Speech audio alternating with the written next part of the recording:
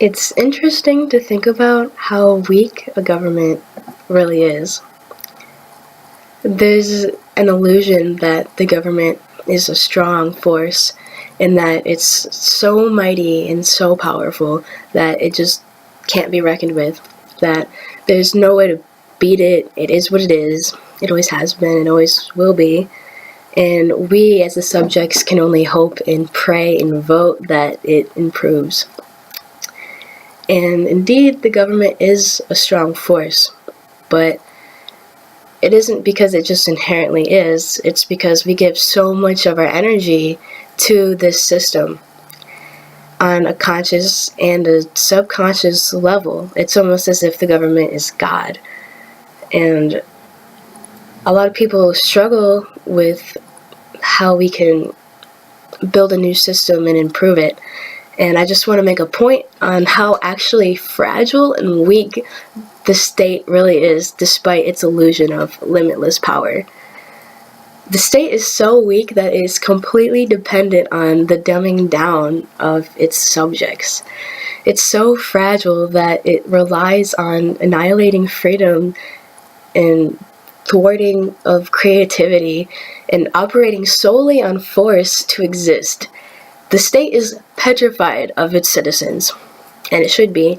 As an extreme case, for example, is North Korea, a state that's so terrified of its people that it limits the very kind of haircuts that they're allowed to have. It's so frightened of what humans are capable of that it just severs off any type of art or expression or independence and freedom from even registering in the people's minds. It thrives on fear because without fear, it's nothing. That being said, it's not hard to bend and break the system and build anew, rather, just by cultivating the very things that it tries to suppress.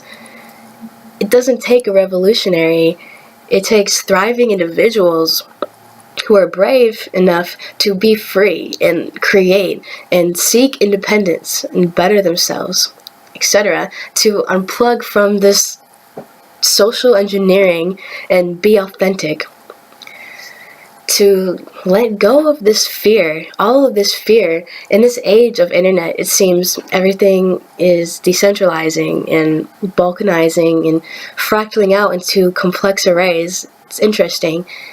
And the violence and the destruction that the government perpetuates constantly is only a catalyst to this process of decentralization.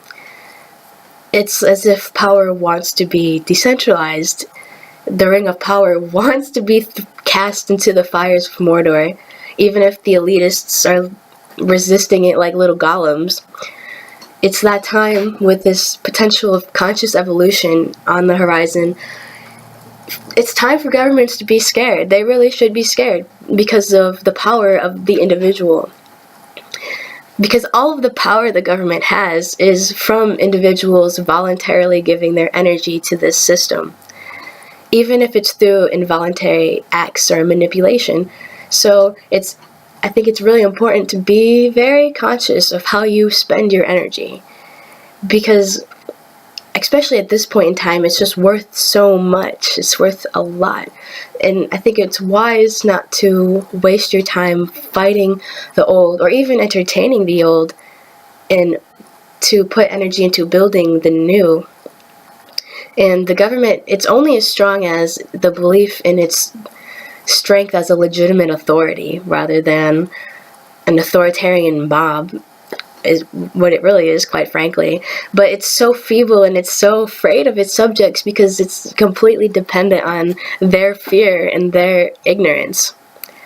So not being afraid, finding consciousness and intelligence rather than ignorance, is being the best person you can be as an individual, is the most frightening revolt against the government, more frightening than the tax revolt, because as much as they need your money and want your money to fund their institution, more than that, they need your energy and your fear and your obedience for their power. That's the whole foundation of what their power is built on, is you in all of the other individuals. It's not just inherent. So the best thing you can do for yourself as an individual and the collective of humanity alike is to let go of this fear and start cultivating awareness and consciousness.